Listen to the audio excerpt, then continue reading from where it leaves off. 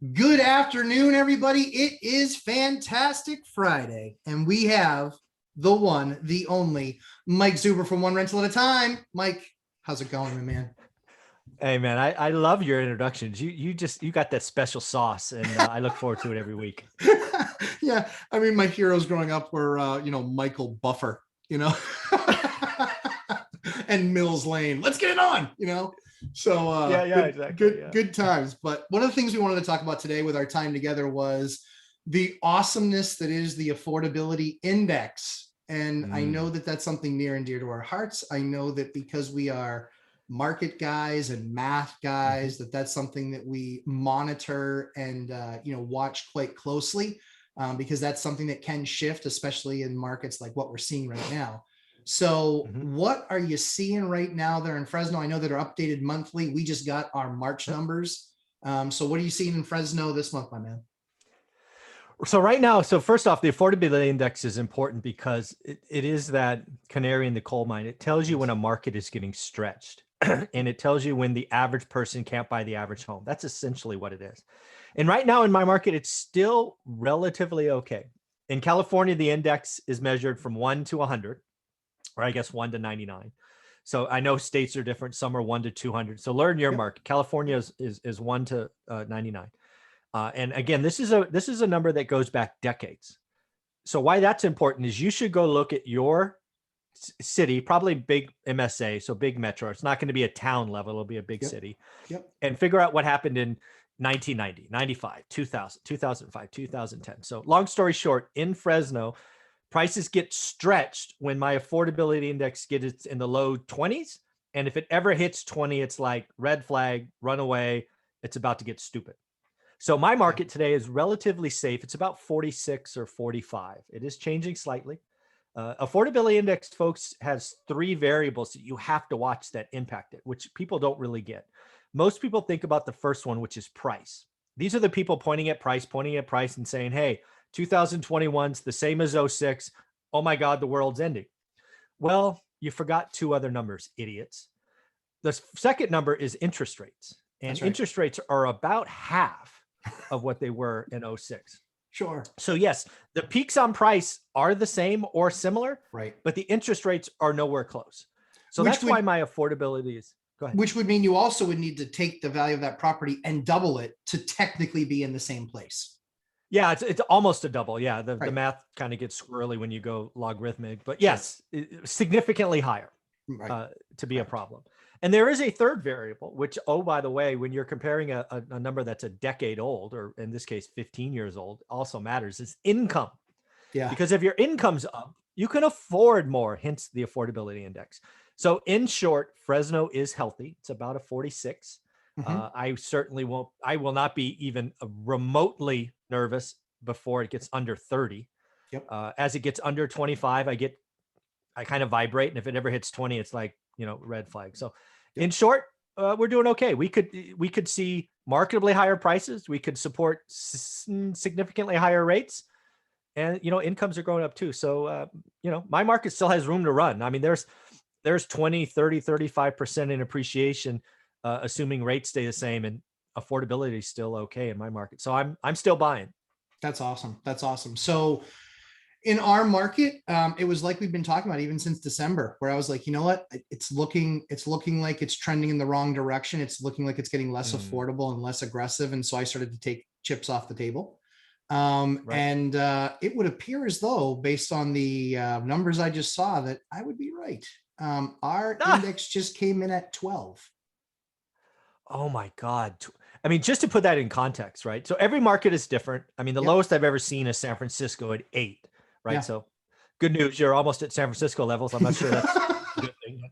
Congratulations. You never anyway. Want anything in common with San Francisco. Not usually. Not usually. But what does 12% mean? That a 12 means that essentially 12 people out of 100. That's right. Could afford to buy the average home. That's exactly what it means. And usually what happens when it gets down that level is there's 2 things that can happen. Last time, and why people keep talking about last time, is lending just got stupid. They created more and more programs. They started doing funky interest rates. Oh, I'll approve you at 1%, and then change it to 8%, and we'll just tell you to refi. Like, I mean, they just Yeah. blew up lending Bad because deals. only 12%. Yeah, they were horrible deals. You were Horrible. giving yes answers to people that deserved a no. That's Yes. what happened. Yep. I do not see that happening today. I Right. see good lending. So what is going to happen as that index in your market goes from 15 to 12 to 10 is inventory is going to start to stack up because the average person can't buy, or you are going to import, which is happening in some markets. You're going to import higher income people. And that is what's happening in some markets. Yeah. And they don't get it, right? If you import New York wages, for example, That's like right. Manhattan wages That's right. into New Hampshire, Yep. guess what? That third variable, right? Yep. Value, interest rate, income. Yep. Guess what, folks? Those damn New Yorkers and bankers can afford more than you. That's right. And that's why some markets are going to go lower, is because you're not seeing the import of income, right? A Manhattan wage, I'm guessing, is higher than a New Hampshire wage, Yes. all else being equal. Yes. So they can afford more house. That's why Utah's going nuts. That's People right. are going like, how can That's Utah right. be up 70%? That's right. Well, it's because you all are important freaking California tech jobs. Right. And all these damn California execs make it 800 grand a year.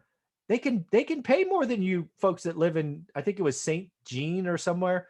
That's like 72% year on year. I mean, that's just mind boggling. 72% appreciation in a year.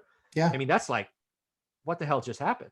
Yep. But it's because you were importing wages, and people aren't realizing that's going on. For those of you in the audience, guys, you could not hear any better of an explanation of it than that. Mike didn't know, but Massachusetts, we had people pouring in from Massachusetts, from Connecticut. There you go. Mike, you nailed it so on. It's not even funny. And I looked at a 6 unit that went to market, and it fell out of escrow. And so I asked, and I said, listen, why? I was like, okay, you're not going to tell me. Let me guess. It didn't appraise. And he goes, all right, so I'm going to go look at the unit. I'm like, okay, so it didn't appraise, right? So this thing didn't appraise. It's $900,000 property. It has 6 2-bedroom units, 6. Okay. Those 6 2-bedroom units generate a cash flow on a monthly basis. And this is a gross cash flow. The gross cash flow that those 6 units generate is $7,400. Yeah. So gross income, but yeah, gross income. Correct. Income. Gross income. Yeah. Yes. 70. Wow. Yeah. That's not worth 900 grand. Not even close. Not on any map, anywhere, ever. And even worse, that's nowhere near the NOI. That's nowhere near it, because I can tell you, I'm going to try to calculate the cap rate real quick. Go for it. So I'm looking at the numbers, and I wanted to go look at it just because I wanted to see, like, is it the Taj Mahal on the inside? And like, you're getting super premium rents. Like, I can't miss this opportunity to see how amazing this place is, because I own 4 other buildings in the same neighborhood. Yes. I walk in, laminate countertops, old flat carpet, and 100-year-old 70 coats of lead paint on the wall, I'm sure, and on the trim, and old doors and the whole 9 yards. And I'm looking at this thing, and I just said to the guy, 900? I literally looked at one unit and I said, just for giggles, let's look at a second one. We looked at the second one. I go, okay, I'm done. I'm done. Yeah, it's like I know. Yeah. I'm done. Yeah, it made less than no sense. 900 grand. Yeah, with the 50% expense ratio, which is not abnormal. Some people do 45. I did 50. It's at a 4.8 cap. Yeah. Which I'm guessing is not normal for New Hampshire, but it's great for Manhattan. Yeah, exactly. I always call that, if you want the right to own some real estate that doesn't make real much money, yeah. Yay. And that's before, obviously debt service and everything else. Like, it's just, so this is the kind of crazy stuff. Yeah. It's a horrible deal. And then I looked at another 4 unit. It was on the market for $575, decent sized units. I said, okay, yeah, that's not bad. We actually put in an offer. We put in a full price offer. We didn't make it to the final 2 rounds. No joke. It just closed for $665. So about 100 over ask. Wow. But even worse was, it didn't even come close to appraising, and the person didn't care, and they pushed all their money in because they literally made up the difference.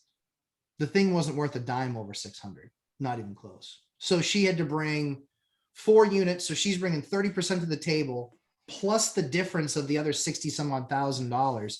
So just to close that deal, she's probably bringing 300 to the table for a $600,000 property that she paid 664, or they paid 664. I believe it was a she, because I think I know the person who actually bought it.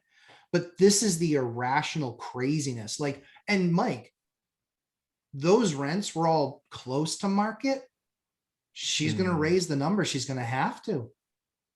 Yeah. Going to have to. You have no option. Yeah, that's the problem with residential versus commercial, right? A commercial loan, they're just not going to do that deal, right? Or they're going to make you go 50% LTV or something, right? Residential is a little, because what happens with residential, if you're a high income earner, the banks will let you do a stupid deal, right? I call them alligators. Yep. If you are a high income tech worker, financer, doctor, dentist, a bank will let you do a bad deal. They don't care.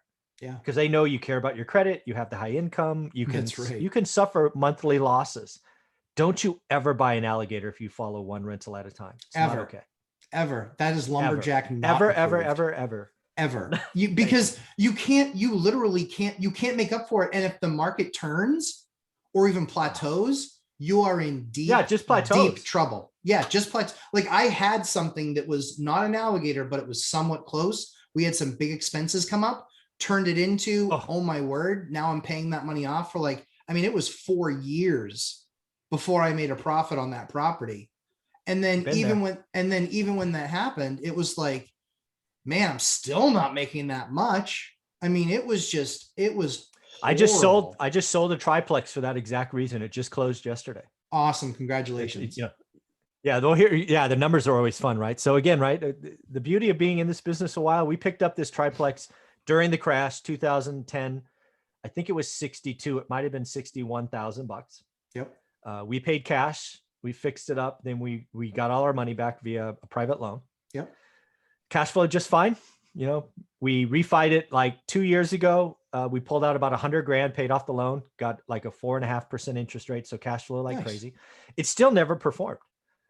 So we just sold it again. Remember to say we bought it for 62. We just sold it for 270. All right. Yeah. So winner. We're going to put another $100,000 in our pocket. Yeah. So no money in the deal. Took out $100,000. Took out another $100,000. Not a bad deal. Take 2, please, on Saturday. Yeah. How many of those do you want? All of them? Yeah.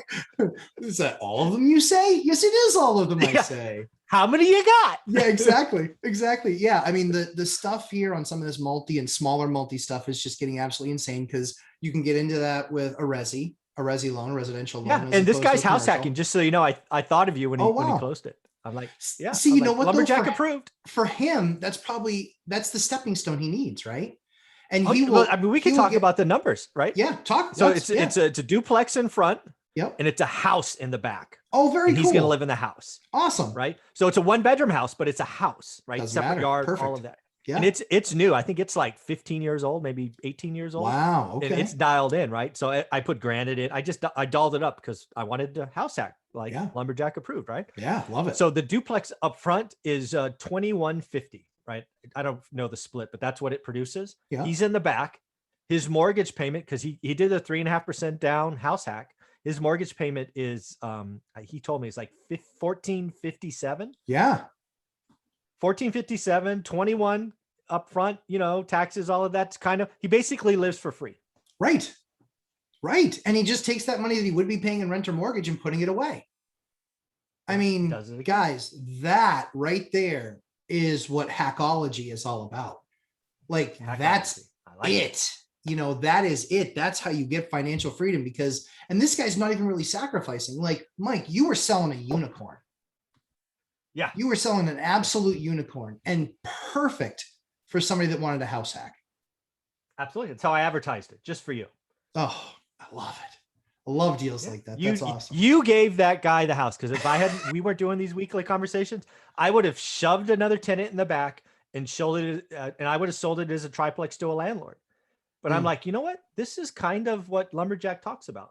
So I got the front units maximized and I gave it a shot and it worked. It was a great feeling. That's awesome. It was a really good feeling to get the note that it closed yesterday. I felt good. I wanted to tell you about it today. That's so awesome. Helping people get on the ladder in multiple ways. I love it. I love it. Like now you're even bringing inventory, Mike. Yeah, well, it's gone now. Time to do another one. So guys, Yes. again, hope you appreciated the time and effort we put into certainly the affordability thing.